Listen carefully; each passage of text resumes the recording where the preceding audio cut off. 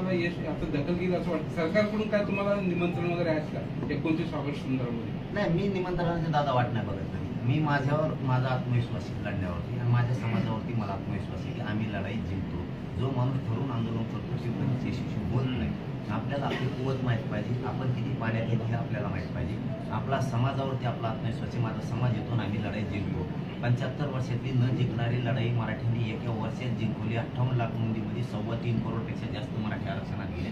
आत्मविश्वासाच्या जोरावरती.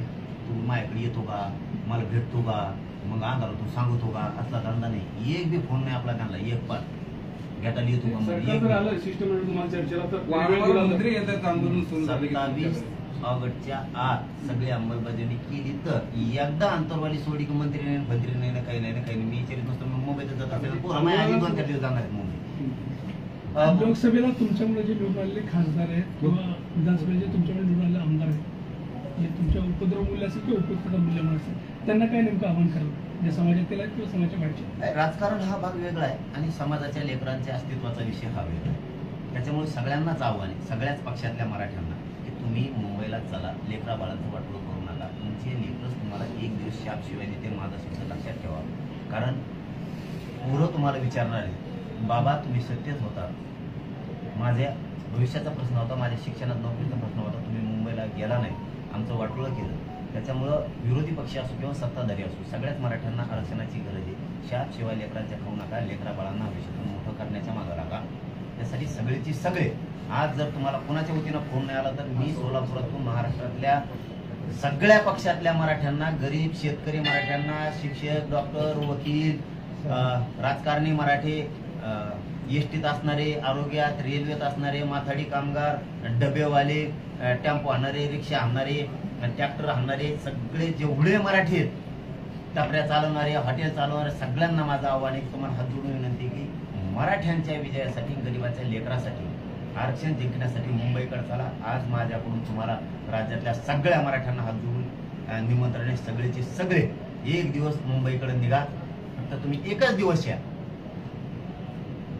मराठ्यांना आरक्षण मिळवून देण्याची जबाबदारी आमची. पाटील साहेब, तुम्ही अंतरवालीमध्ये जी मारहाण पोलिसांकडून केली, एका विशिष्ट नेत्याकडे तुमचा रोख होता की त्या नेत्याच्या सांगण्यावरून ती मारहाण केली, त्या नेत्याचं नाव काय? आता तुम्हाला तेच सांगतो, तुम्हाला माहित नाही काय.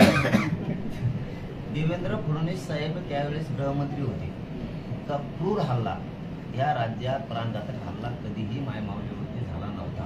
मला ते विषय काढला ना, मला खूप तुम्हाला सांगतो, आम्ही आमच्या डोळ्यानं रक्त सांगताना माईचं बघितलेलं आहे.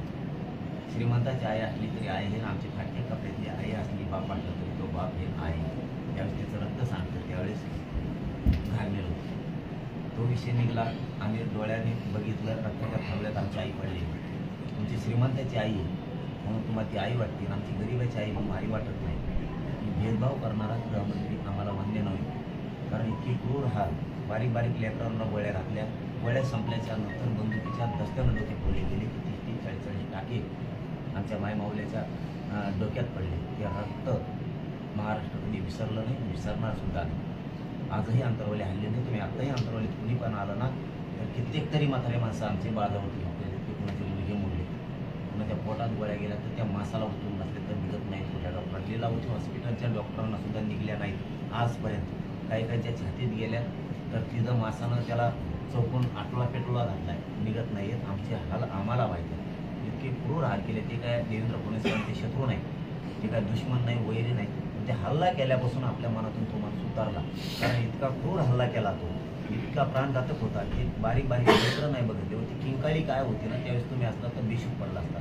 इतका आक्रोश आणि किंकाळ्या होत्या की त्या काळात ते कोण आदिलशाही का कोण होते त्यांनी सुद्धा केला नसेल. इतका क्रूर पद्धतीचा हल्ला ते होता.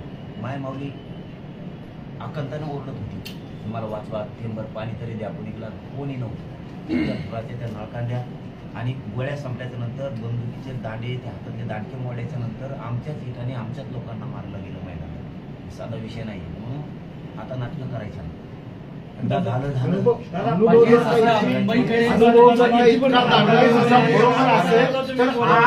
आज घडीला ही तेच गृहमंत्री आहेत आणि देवेंद्र फडणवीसांच्याच. आम्हाला तेच सांगतो की आता नाटक करायचं नाही, पुन्हा त्या भानगडीत पडायचं नाही सरकारने. मुख्यमंत्र्यांनी सुद्धा नाही, गृहमंत्र्यांनी नाही, सरकारने त्या भानगडीत पडायचं नाही. तुमच्यामुळं तुमचा तर कार्यक्रम होणारच होणार सरकारचा राज्यातल्या, पण तुमच्यामुळं मोदी साहेबांच्या सरकारला सुद्धा बट्टा लागणार आहे, त्यांचा बट्ट्यामुळं होणार आहे सगळं. कारण हे मराठी आहेत शेवटी. तुम्ही आमच्या आई बहिणीवरती हात टाकला, पुन्हा डबल त्या भानगडीत पडते. काठी सुद्धा डावसायची नाही पोराला, काठी सुद्धा. आज मी तिला राज्यात सुव्यवस्था आहे का? सुव्यवस्था आहे का? राज्यामध्ये सुव्यवस्था आहे का पाटील त्याचं साहेब? नावच माहित नाही, त्याचा प्रश्न आहे त्याच्यात. राज्यामध्ये आज सुव्यवस्था आहे, गृहमंत्री तेच आहेत, त्यांच्याकडेच तो अधिकार आहे. राज्यातली सुव्यवस्था आहे का? नाही, त्याच्यावरती मी आता आज नाही बोलणार. पण आम्हाला मुंबईकडे निघताना एकाही पोराला आडवं पडायचं नाही. राज्यातलं पांदन रस्ता सुद्धा सुरू राहणार नाही, पांदन रस्ता सुद्धा. मग बाकीचं तुम्ही तुमचं बघून घ्या. पांदन रस्ता सुद्धा सुरू राहणार नाही राज्यातला. माझ्या एकाही पोराला काठी सुद्धा अशी वर काढली नाही पाहिजे कुठं. पोलिसांच्या बळावरती मराठ्यांवरती अन्याय अत्याचार करायचं बंद करायचं. आम्ही शांततेत येतोय आणि आम्ही सिद्ध करून दाखवलंय. मुंबईत जाऊन सुद्धा करोडो लोक गेले, शांततेत गेले, शांततेत वापस आले. ही पहिली देशाच्या पाठीवर, जगाच्या पाठीवर मराठीची जात अशी की शांततेत जाऊन शांततेत झाली. आणि मी माझ्या समाजाला आवाहन केलंय, फक्त तुम्ही शांत यायचं, शांत यायचं. आरक्षण देण्याची जबाबदारी आमची. तुम्ही टेन्शन नाही घ्यायचं, काही गरज नाही दगडफेकीत जाळपोळीची. जेवपर्यंत त्याला धरून पोलिसात गाडीत फेकून द्यायचं, अजिबात नाही. पण नाटकं जर केले तर ते सरकारला जळ जाणार. आम्ही शांततेत देणार आहे, तुम्ही पुढून नाटक करायचं नाही.